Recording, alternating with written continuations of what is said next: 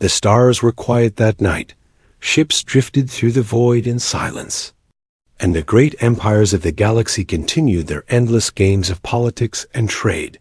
None remembered the name of Earth anymore. Humanity had been gone for thousands of years, lost in the shadows of forgotten wars. On the outer rim, near the dying sun of Kerith, an old beacon suddenly came to life. It was small, rusted, and forgotten by every patrol route, yet as it flickered, it sent a single coded message across the void. The signal was faint, but its origin was unmistakable.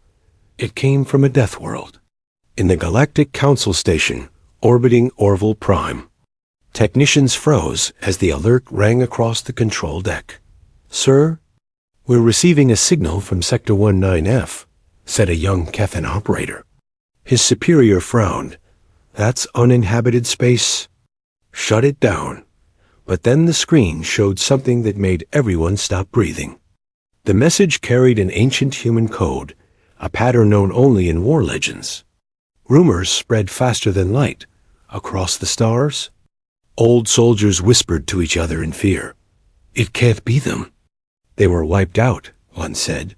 Another replied, "No one wipes out Deathworlders. In every academy, in every hall of power, the same question spread: had the humans returned?"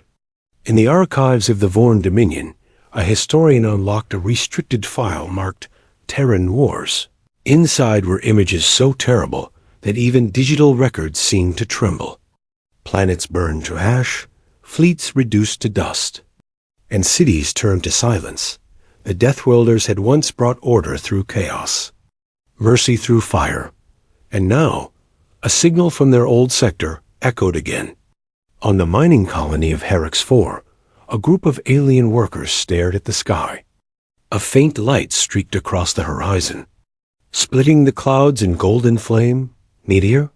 one asked, but their scanners told another story.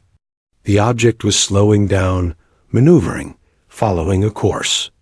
That was no rock, it was a ship. The foreman sent an emergency transmission. Unidentified craft entering atmosphere. Pattern unknown, but no one answered. The comms were jammed by static, as if the stars themselves were holding their breath. When the craft finally broke through the clouds, it moved with a strange grace.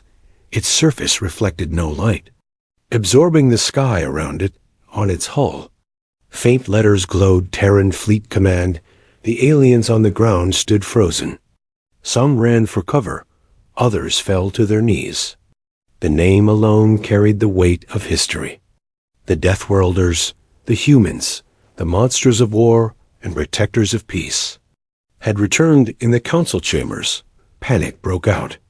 The Vorn High Speaker slammed his fist on the table. "We must destroy that beacon before they answer it." The Sarati delegate hissed. "It's already too late if they received it. They are already coming." One old alien, General Kor, stood slowly. His voice was calm but heavy with memory. "You cannot destroy what you fear. You can only hope they remember mercy." Across the galaxy, the forgotten beacon continued to pulse. The message repeated in an ancient human tongue. "We hear you." Those 3 words sent shivers through every star system that received them. In deep space, near the black edge of the Orion Rift, something vast stirred from slumber. An ancient ship, silent and cold, began to glow with faint blue lines. Systems that had been dead for centuries awoke one by one. Engines hummed like old gods breathing again. Inside the ship, lights flickered over metallic corridors. Dust rose from the floor as mechanical systems reactivated. In the command chamber, a figure opened his eyes.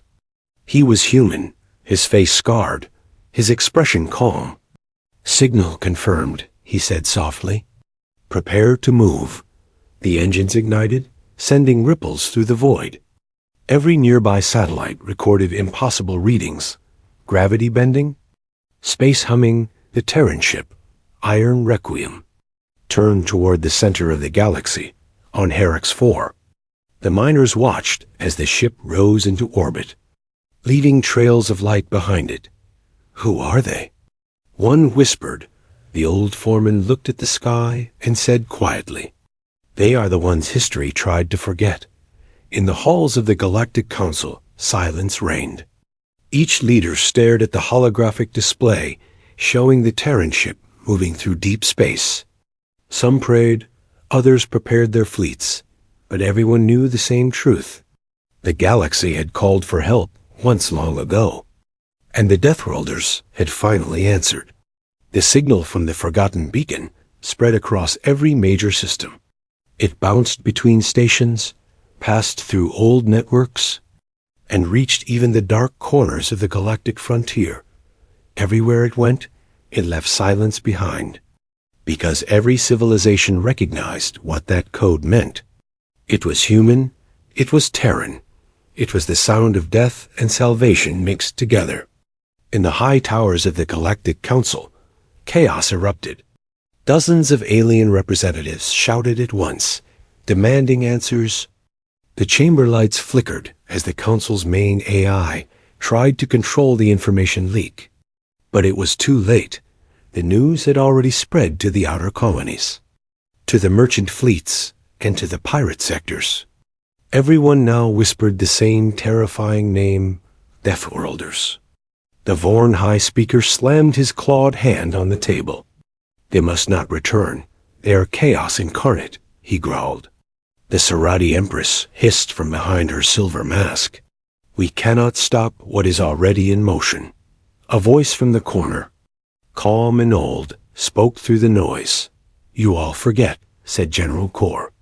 "The humans do not come for conquest unless provoked. They come when the galaxy calls them." Many ignored his words. Panic was easier to follow than reason. Across the stars, fleets began to move. Stations entered lockdown. Armies prepared for a war that might not even come. The memory of the Terran wars had never truly died. The archives had hidden them, but the stories survived in fear and nightmares. On the planet Lurian 5, a group of children watched a holographic projection showing an old human warrior standing beside a burning city. The teacher quickly turned off the image. "Those are ancient myths," she said, but one student whispered, "My grandfather said he saw one once." The others laughed, but inside, they all felt the same cold curiosity. What if humans were real? Meanwhile, in the dark sectors, bounty hunters and mercenary captains began to listen to old frequencies. Some thought they could capture a Deathworlder ship and sell its tech. Others simply wanted to see the legends for themselves. None realized how dangerous their wish was. At the same time, deep in the Vega cluster, strange sensor readings appeared. A massive energy signature was moving between systems. Its path was straight, without deviation. It ignored trade lanes, pirate territories, and defense grids as if they didn't exist. When the report reached the Council, the entire chamber went quiet. The AI translated the movement into one clear message. It was heading toward them. In the Vorn Fleet Command, Admiral Tarek watched the holographic map in disbelief. "That thing is bigger than any dreadnought we've ever seen," he whispered. "What are its weapons?" Asked his second officer. Tarek stared at the readings. Unknown. But its reactor output could power a moon. Every hour, more systems reported sightings. Some said they saw a massive black shape blocking out the stars. Others claimed their scanners went blind as it passed. Communications failed in its presence. Ships that tried to approach it vanished. Those who survived said the same thing. The humans were awake again. In the underground markets of Zarni's station, a drunk trader shouted, "I saw them, I swear." Black armor, red insignia, the mark of Terra. No one believed him at first, but the fear spread anyway. Fear always travels faster than truth. Back on the Council world, General Kor sat alone in his chamber, looking at an old data crystal. Inside it were recordings from a battle he had survived long ago. He remembered the sky burning, the human warships moving like predators, and the silence after they left, He closed his eyes. "We should have left them alone," he whispered, far away on the ship Iron Requiem. The human commander stood before a vast window, showing the endless stars. "They still fear us," said his second-in-command. The commander nodded slowly. "They should.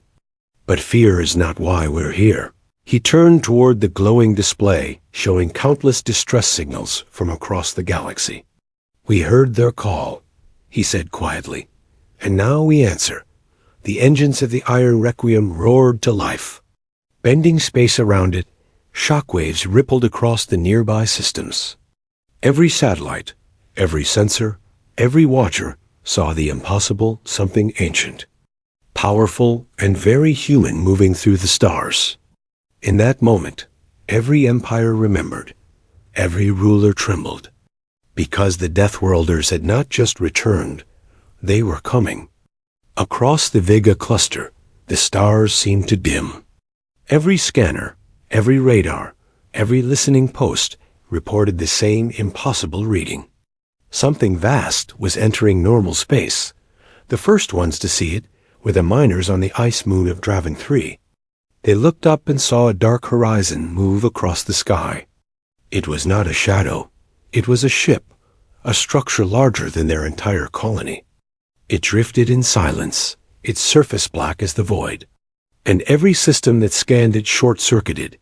The name appeared briefly on an old Terran transmission band, Iron Requiem. The galaxy had not seen those words in 10,000 years. In the command halls of the Galactic Council, alarms blared. The leaders watched the live feed in disbelief. "It's real," whispered the Serati Empress. They came. The Vorn speaker backed away from the screen. No fleet could match that size. The human ship moved slowly toward the central systems. No weapons were raised, no threats sent, yet every empire scrambled its defenses. Fleets formed lines, defense grids powered up. The entire galaxy prepared for war against something that had not fired a single shot. Inside Iron Requiem, the crew walked through metal corridors lit by a soft blue glow. Their armor bore the mark of old earth-silver wings on black steel. The commander stood at the front of the bridge, gazing through a transparent shield at the swirling stars. "We heard their call," he said, his voice calm. "Now we will see what remains of the galaxy we left behind." As the ship entered the Council's defense perimeter, thousands of cannons locked on its hull. Targeting computers tried to read it but failed. Every system showed the same message error. Unknown technology. The Deathworlder ship stopped, drifting like a mountain among stars.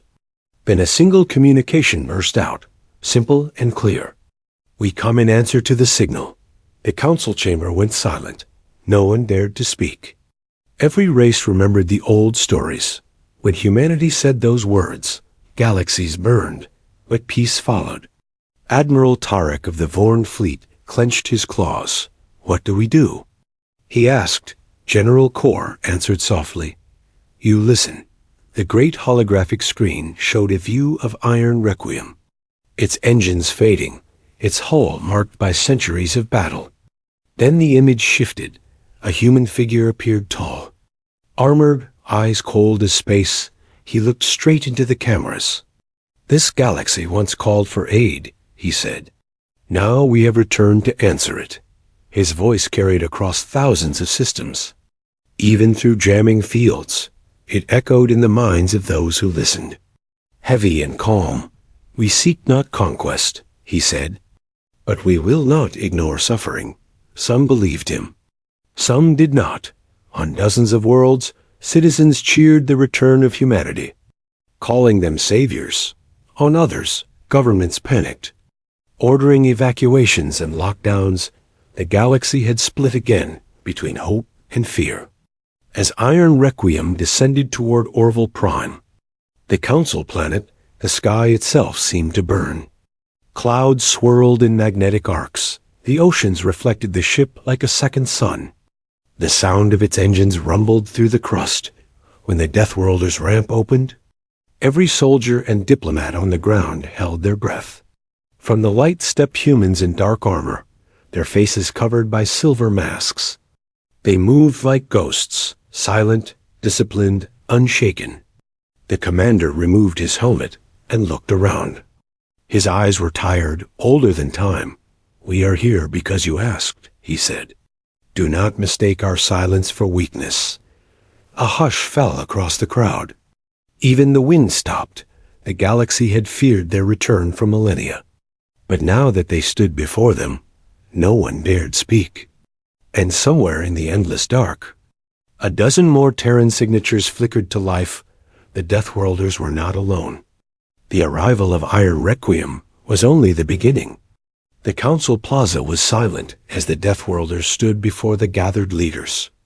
The air itself felt heavier, like the world was holding its breath. The commander of Iron Requiem raised his head, his calm eyes scanning the alien faces that trembled under his gaze. "We came because you called for help," he said slowly.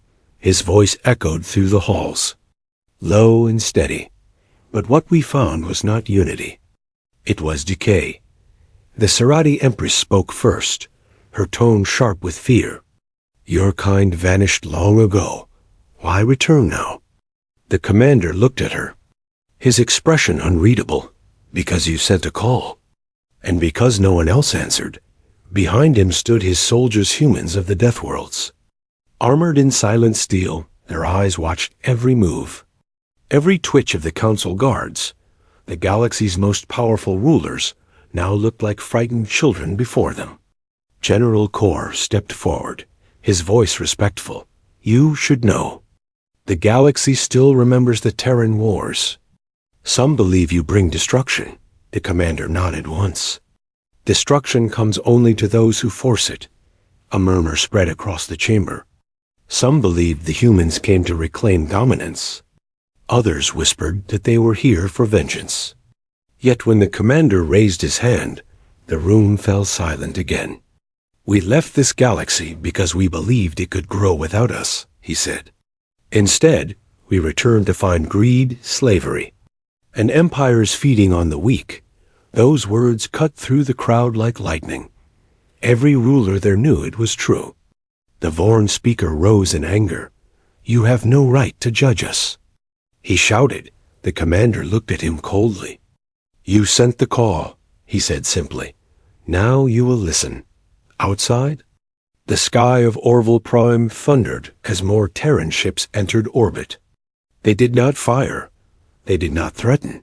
But their presence alone bent the horizon. Gravity fields trembled. Energy readings spiked across the planet.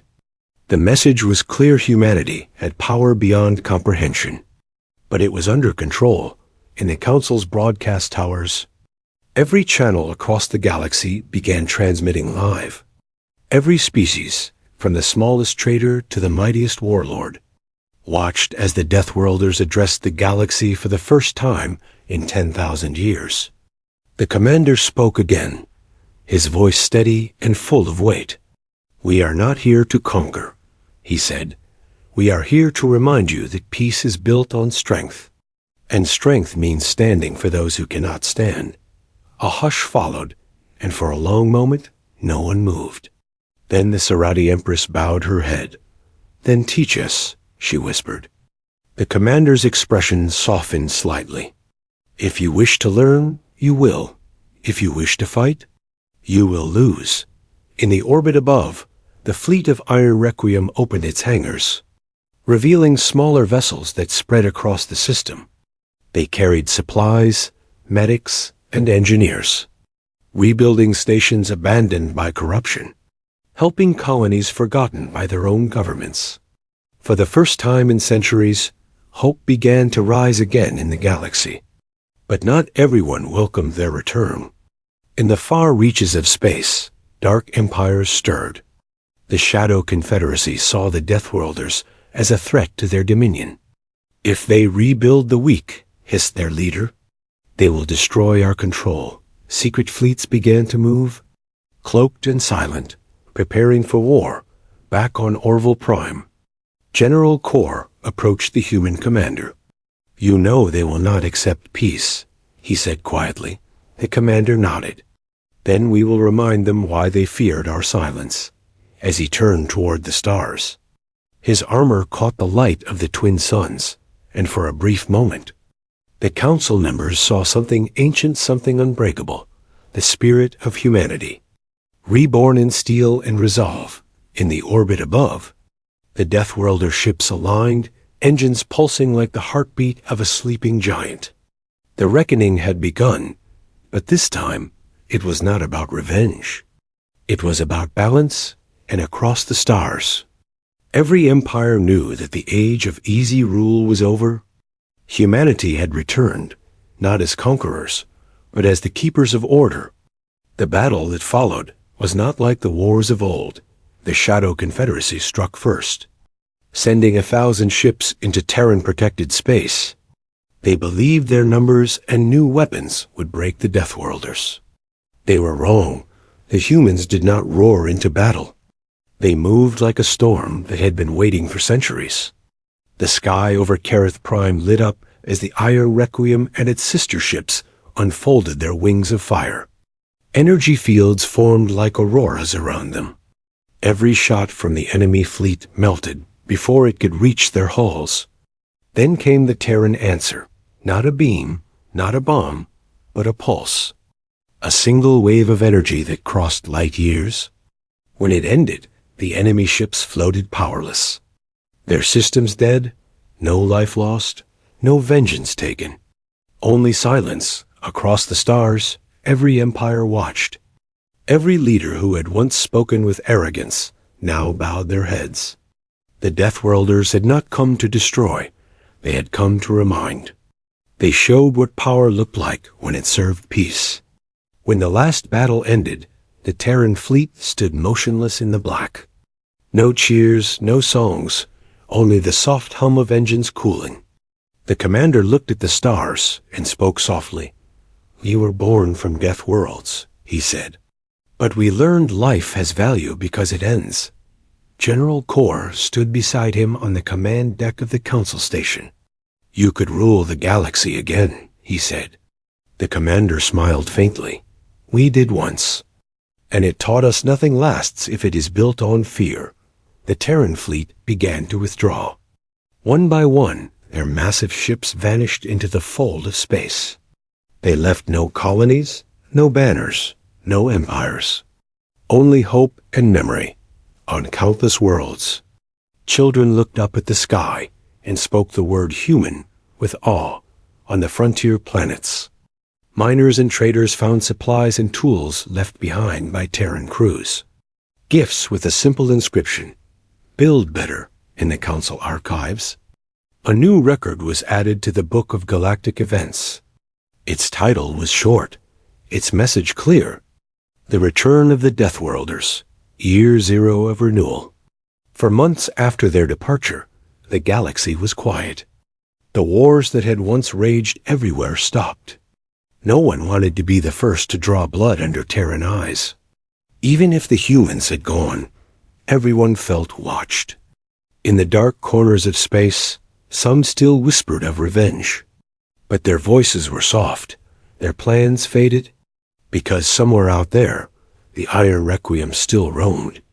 Its signal sometimes appeared for a moment, before vanishing again, as if to remind the galaxy that humanity was never truly gone. One night on Herix 4, the old miner who had first seen the Terran ship stood outside his hut. He looked up at the stars and smiled.